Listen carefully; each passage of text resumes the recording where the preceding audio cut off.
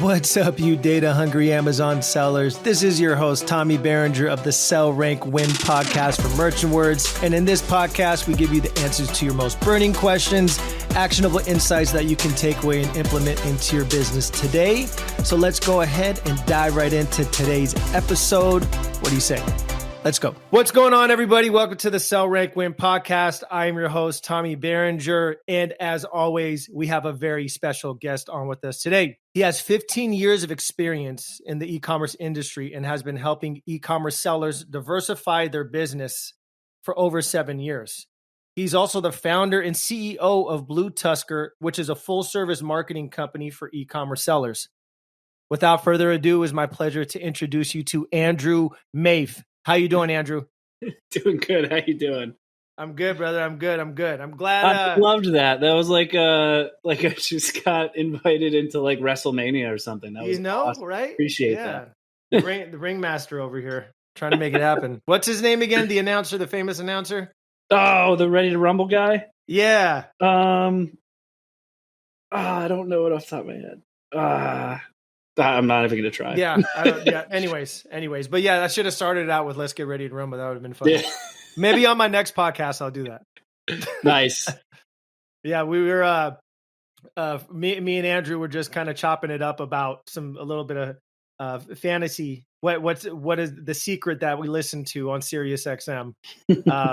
Which is should we let the fantasy people know out there the channel that they need to listen to? No, we're not doing it.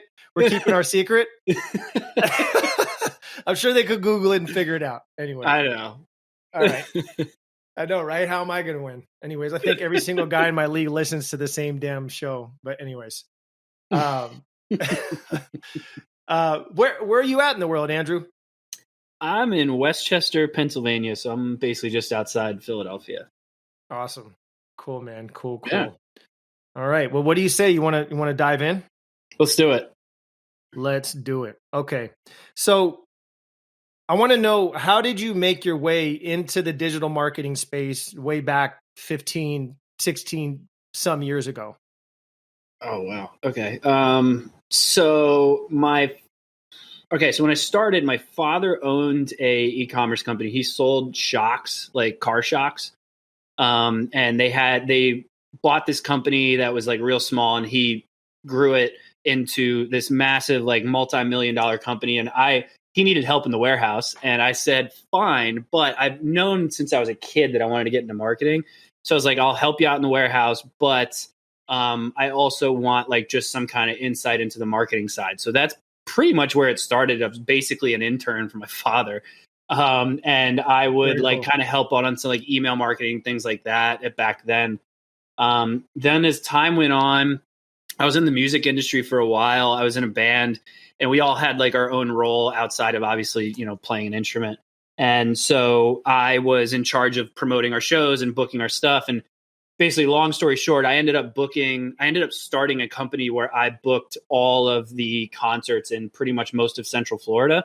And so like tours would come through, and I would end up being the one promoting them and stuff. And then after a while, I started to hate it because it was just, the music industry is horrible. But the venues would ask me to help them promote stuff. And then every now and then they would have a night where they were just doing a party or something. And so I basically ended up getting into hospitality and doing marketing there. Then as time went on there, ended up merging the company that I had created, which is basically at that point now an agency, with a family member who was doing something relatively similar, but more on like a retail brick and mortar side. So we merged that company. I ended up exiting that one because working with family is always awesome. And then, I went in-house to a couple places, try to kind of change it up a little bit. And then I really enjoy the agency life of just being able to I really like helping other businesses, and I really like changing up what I do every day. So then I about 5 or 6 years ago, started an agency with a partner of mine. We ended up selling that in September of 2019 to a public company. And then in January 2020, I left and started BlueTuskr, and now I'm here. Very cool. Very cool. That's awesome. So helping pops out with the shocks. And I was also, I used to be, my dad had he was a mechanic, and I would be at his shop and I would help him out sometimes too. So it's always fun helping out pops, right? And then another thing that I did not know is, we're getting to know each other here. As you were in the music industry, I was in the music industry too, and we're both kind of made a total 180 here. So we got to go grab a beer sometime here. Yes, one of these days. Absolutely. Feels like it. What did you? Were you were you a musician? Producer, songwriter, and it was just it was just up and down, all the time. So just had to change it up and do something else. Oh, I'm the exact opposite. I was a drummer, so like, yeah, I can't write music, I can't read music. I literally just come in and make as much friggin' noise as I possibly can. Yeah, producers, man, like that's an art. Yeah, I didn't read music either. I just, I had a partner who was able to do that, but I just played by ear and then just kind of, moved on that way. But that's awesome. This is a whole nother podcast. Maybe we should start like a almost made it musicians podcast or something. Oh man, cool stuff. Okay, so BlueTuskr. Tell us a bit about BlueTuskr, your company, and how you help Amazon brands there.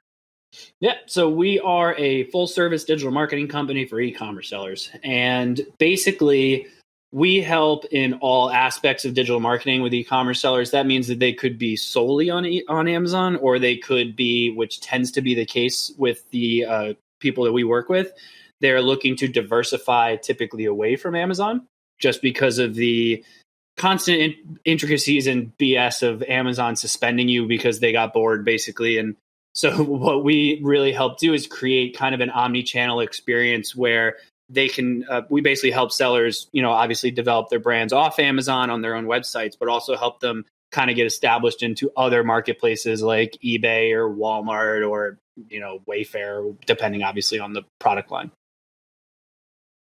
Very cool. Awesome. Now I wanted to dive into different traffic methods that you see working best for those Amazon sellers. And now I know there's different variables, but overall, what traffic methods do you see working the best currently? So it's funny you asked this. So because I actually just did a video about this earlier this week. So it's like, send it to me and I'll link it in my mind. Cool. I'll link it in the in the podcast. So send it to me. Yeah, we'll do. All right, so I'm going to go on a rant here. So go for it. You're on Rant Amazon, away. You're on Amazon. You're ready to diversify off Amazon. What's the next step, right? So basically, what I always say is make sure you have your brand registered and create that storefront. And then what you want to do is start driving your display ads to the storefront. That's pretty standard, but the reason you want to do that is just to be able to prove out that you can actually convert from that storefront. From there, what I usually suggest to do is either Facebook ads or Google ads, and that's going to be dependent on your product. So if you think about a product where you have a solution to a problem that people know that exists, right? So maybe you've created, a better water bottle or something like that. There's pretty decent that's a horrible example, but let's say you've basically created something that people are actively searching for. Google's going to always have your better conversion rates because these people know what they're looking for and their intent is to find a solution. So they're further down the funnel there. Yeah, basically. Exactly. Yeah. Whereas on Facebook, if you are basically presenting a new solution to a problem that people already have, that's when you want to be able, there's a level of education you have to have. So that's when I would suggest using Facebook. I usually suggest driving traffic directly to the storefront once you've proven that out, because you can leverage that custom source code in the back end, use that code in your Google ad or in your Facebook ad, so you can actually track, how it's doing and be able to justify like, okay, Facebook's working for me. I now know that I can take an off Amazon audience, drive them to Amazon and convert. The best part about doing it on Facebook is that you can narrow down your audience to people that have an interest in Amazon, just in case, even though everyone and their mother uses Amazon, just in case you end up targeting people that don't like shopping on Amazon, you can usually weed them out by narrowing that audience down. But usually I would start with those two, use that custom source code so you can prove out like, okay, I can actually convert with an off Amazon audience. And then that's where you go, okay, what do we want to do next? Do we want to go into other marketplaces? None of them that I'm aware of have any kind of custom source code. So it makes it difficult to drive off Amazon traffic or off marketplace traffic. So usually that's when I suggest that's when you're going to start going into your website and things like that. But if you're talking about like, off Amazon traffic, that is typically the route that I take it.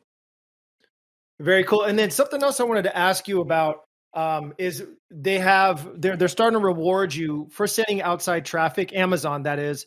In it's, I forgot the exact name of the program, but it is, and I'm sure you know what it is, but they're rewarding you by reducing some of your fulfillment fees, I believe.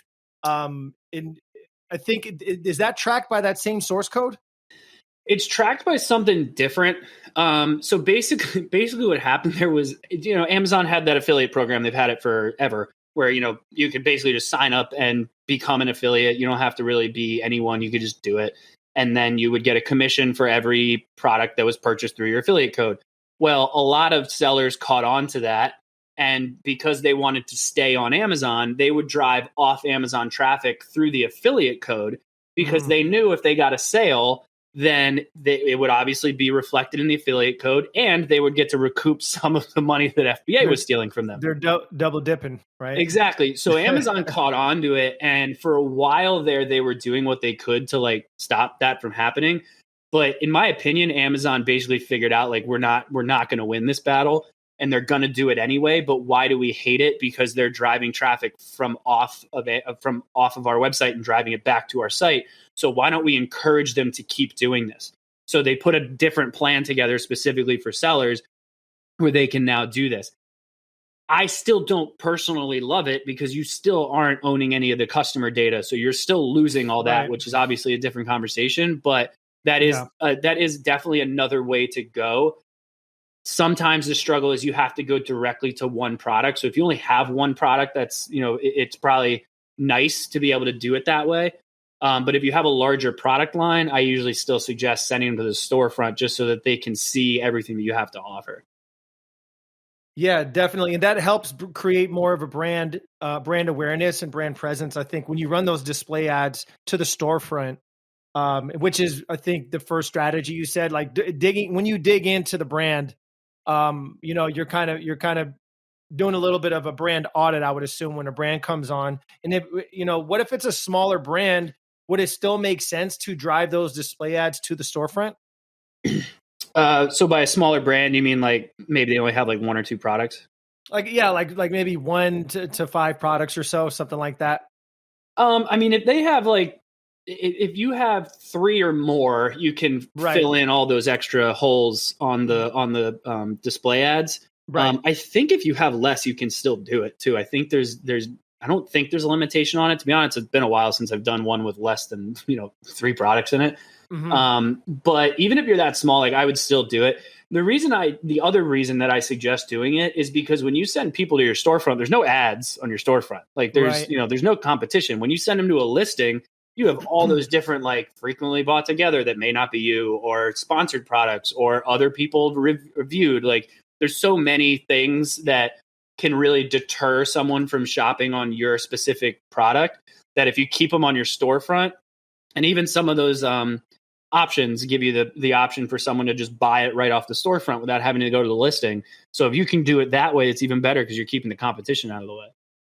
Yeah, just keeping them there, and then less of a chance to lose a conversion, right? So just drive them right there. Yeah, exactly. Definitely makes sense. Cool.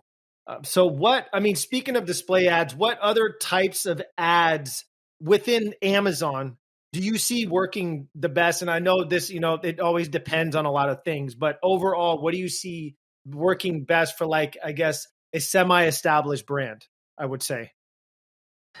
Sponsored products. I mean, sponsored products. Yeah. Live and die by the original. Yeah. Like it's just, it's so easy to really hone in on exactly what's working and then just separate it out and jack that bit up and basically own a spot. I mean, honestly, like it makes it so much easier that way.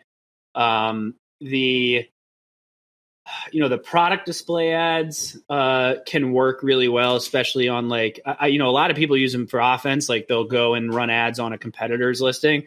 I actually really like separating out the campaigns and doing a little bit of defense too, where you run ads on your own stuff so that you can keep the competitors out.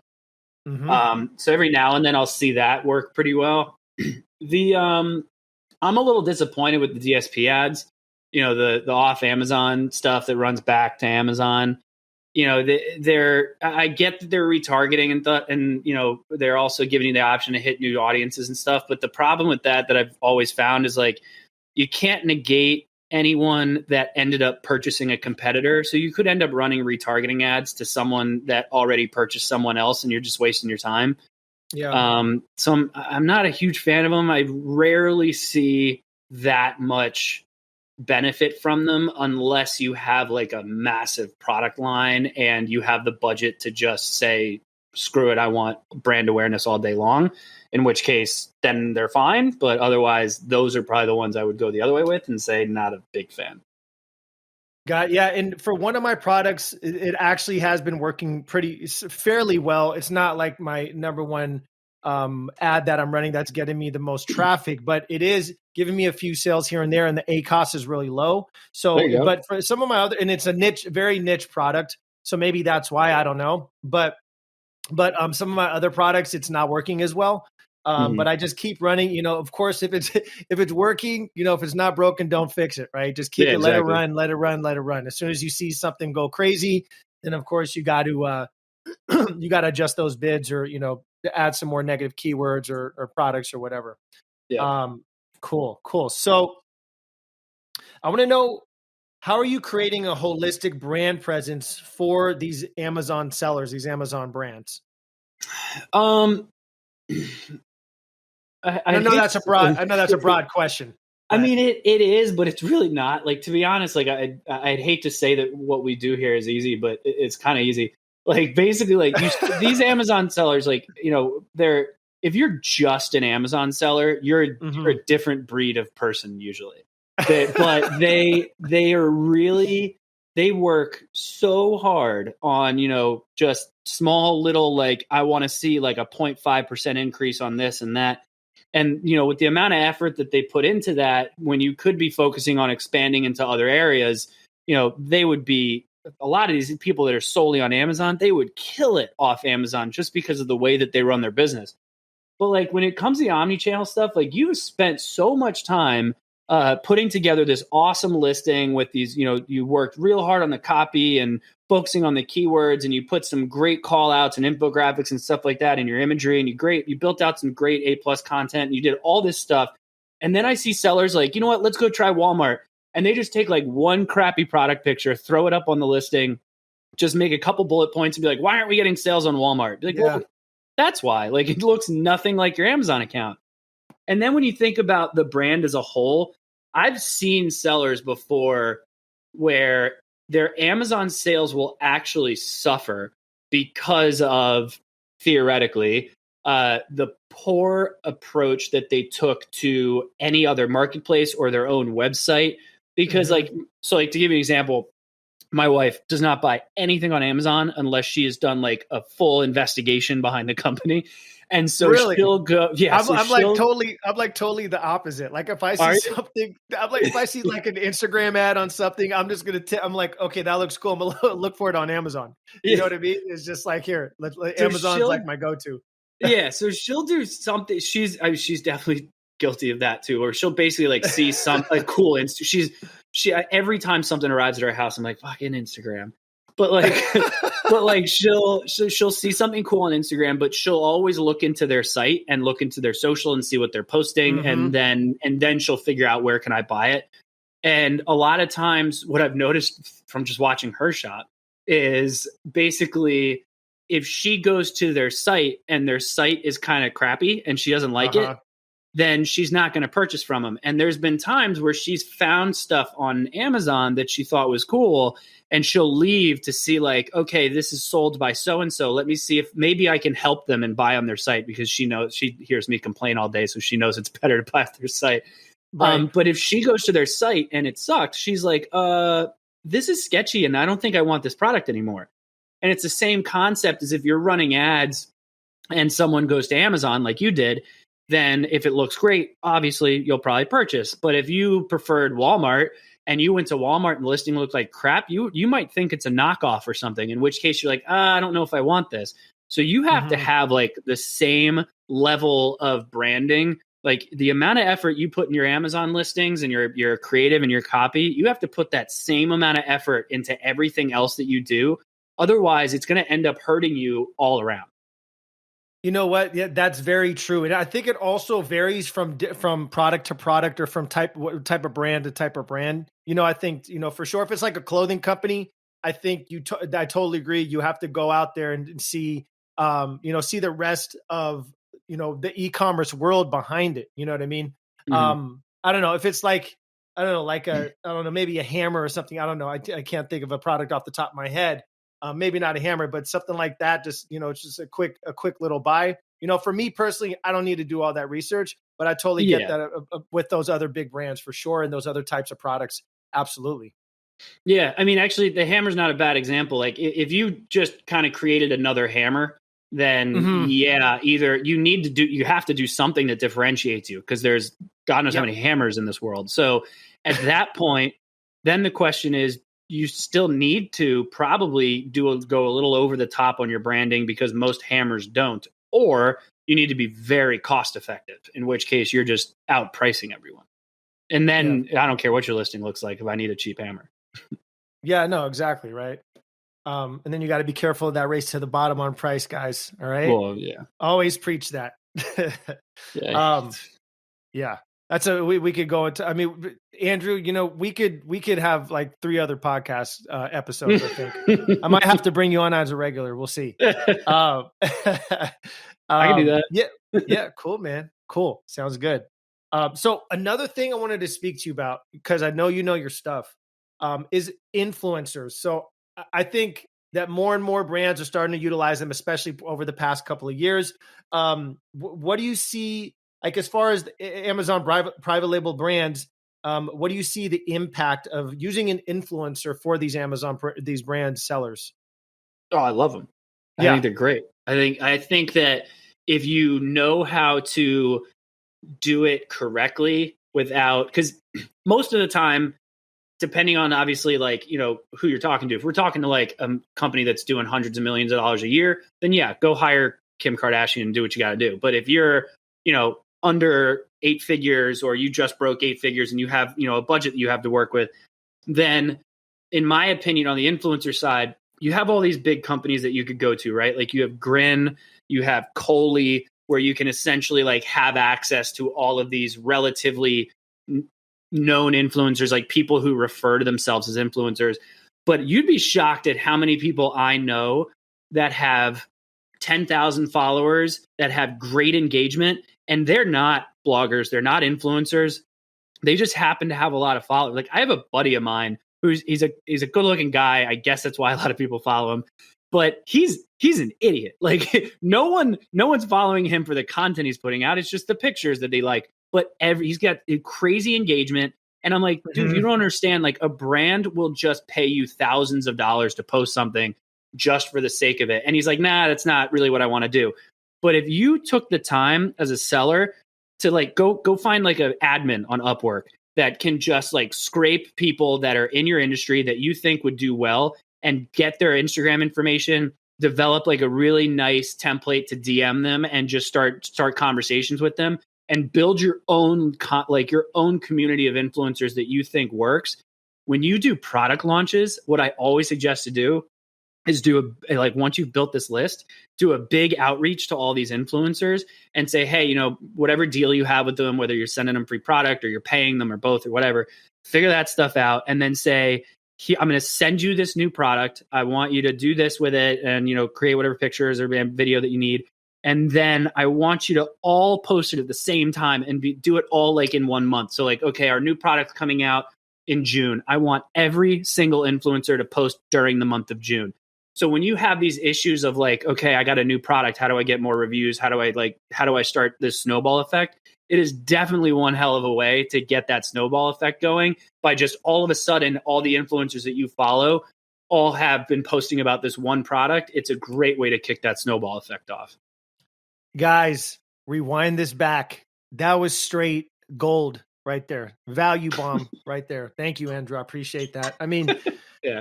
it's as simple as going to, like you said, going to Upwork, going to Fiverr, hiring one of these VAs to go ahead and scrape people in your industry amongst all of, some different profiles. Get that, try to reach out to them and see if they can post for you. And then another thing I wanted to ask you about is what do you think about utilizing nano influencers? I prefer them. You prefer them? Okay. Like, I usually don't look at, we'll look at follower count. Like, I usually want to have someone, like if we're talking about Instagram, TikTok and all that's a different ball game. But if we're talking about Instagram, usually I want them to have about 10,000 followers just so that I know they have the swipe up feature on their story, because I'm going to want them to do a story. And obviously I want them to have the swipe up option. But outside of that, I don't really focus on follower numbers. I focus on the engagement versus their follower numbers, because there's so many people out there that have hundreds of thousands of followers and get like 15 likes every time they post something, which is immediately obvious that they're not, like, they bought all of them, or they bought the account, or, they somehow scammed their way into, they did one of those follower group things that whatever the hell happened there that everyone created, like that kind of stuff. Like, it never works. So I always make sure, like, I'm more focused on the quality of the people that are engaging with it than I am like how many followers you may have. Yeah, that's so important. And one of my guests that I had on, I think it was the episode before this one or a couple episodes before, Willie Lynn, he reached and when he started out, he was selling these kitchen knives or knife sharpener, excuse me. And then he started going after these nano influencers, and this one nano influencer had 1,200 subscribers on their YouTube account. And then from the one video they did on his knife sharpener, he got 800 sales. So the engagement was insane from that, Yeah. So it's like almost every subscriber pretty much bought something from him, which is nuts. Yeah. I mean, that's the thing too with YouTube. That's difficult with YouTube influencers is that, you can look at how many subscribers they have, because obviously once they release a video, that person will get a notification. But what you don't know is how many people are just like casually looking for that type of video, right? Like, because then you're looking at more of like an SEO side. So even though that influencer only had like 1,200 followers or subscribers, he might be getting like, who knows how many, different people viewing the video, as opposed to usually with like other social platforms. Most of the time they are really only getting eyeballs of their existing followers. But obviously they got the followers one way or another, so that's not always the case. Yeah. Very cool stuff. Andrew, thank you so much for dropping these value bombs on us. And we like to keep these podcasts short and sweet. I know we could probably keep going on and on and on here, but I like to keep them short and value packed for our listeners. So we're going to go ahead and wrap this up. And at the end of every show, I'd like our guests to go ahead and give our listeners at least one tip or trick that they can take away after listening to this podcast and implement it inside of their life or inside of their business. So what do you got for us? Oh man, I knew this question was coming and I was not prepared for it. Okay. Hold on, I don't think so. Oh, I believe in you. I believe in you, Andrew. Okay. So I've worked with so many businesses at this point, and it blows my mind that this is never the case. Get a project management system and treat it like an SOP. So to give you an example, us internally, we use Asana. They're all kind of the same, so use whatever you want. But we have specific projects for everything that we do, right? So let's say, we're building an Amazon listing. I have a specific project that is for Amazon listings that is a template. So basically, obviously for us, when we work with someone new, I'll just duplicate that template and I'll have the process ready to go right there. So I know exactly what I need to do. But as we learn new things, so as we're attending different conferences, we're listening to amazing podcasts like this one, and we learn some awesome information, I go back into the template and I adjust it based on what I learned so that next time I have to do it, I remember to do it. It's it's such common sense to me, and it blows my mind that no one does this, because you learn new stuff every day and you're like, oh, I want to remember to do that. And then no one ever does it. Like, how many times have you gone to a conference? You're like, oh, I got to remember to do that. And then you never do it. But if you have something as simple as like, it's just one little like extra task you got to remember to do next time. Or if you're doing product launches, every time you launch a product, go back and insert what you learned so that next time you learn you do a product launch, you know exactly how to do it. It streamlines operations. I know we've talked mostly about like marketing and stuff, but on an operational side, that crap's a game changer. SOPs, guys, that's very important. I mean, just like Andrew was saying, as simple as remembering something, jotting it down, or adding it into one of the platforms you use, if you use a larger platform like Asana or something of the sort. But, it's important to keep that down, especially for Amazon sellers. Like Andrew was mentioning, your launch process. Your launch process could change. I mean, way back when, we all remember when we could buy reviews. That was part of the launch process. So we had to rip that out of the launch process because you can't buy reviews anymore, right? And don't do it if people reach out to you and say, you want me to give you some reviews? Don't do it. Trust me, please. Don't do it. But anyways, yeah, right. So awesome stuff, Andrew. Thank you so much. And if you could let the people out there know, where can they find you? How can they contact you if they want to get a hold of you to utilize your services over at BlueTuskr? All of our social is at BlueTuskr. So BlueTuskr. There's no E in Tusker. And then all of my socials at Andrew Maff. Just, I honestly, this is what I do like all day. I love just like helping and just like challenge me. Come on. Like, just tweet me something ridiculous and tell me I can't market it, and I will prove you wrong. I don't know how I got so competitive at it, but do it. Just tweet me. I'll figure it out. Or Facebook or Instagram or whatever else. I don't have a TikTok. Love it. Very cool. No TikTok? I have one to like to view, and like I'm still trying to, like, with certain clients and stuff, we're still trying to figure out like what's the best approach to this, because it changes like every other week. But I don't have one myself that I'm like actively using. Not yet. I'm sure I will. No dances from Andrew BlueTuskr yet, right? Not yet. Not yet. Okay. One day. We'll notify you guys when that happens. So Andrew, I just want to, thank you so much for coming on. I know you're a super busy guy. And thank you for coming on. And I foresee us having some other episodes in the future. I mean, this is some good stuff for you. Really know your stuff. And thank you for coming on, brother. Much appreciated. Yeah. Thanks for having me. I would be more than happy to come back. Sounds like a plan. Thanks so much. I'll talk to you soon. Thanks. All right. Bye. All right. Thank you guys so much for listening. And if you got any value out of this podcast at all, please let us know at the place that you listen to it at, whether it be iTunes, Stitcher, whatever it is. Give us some love, give us an awesome review, and let us know maybe some things you want us to talk about on the next podcast. Until next time, guys, stay awesome and be awesome.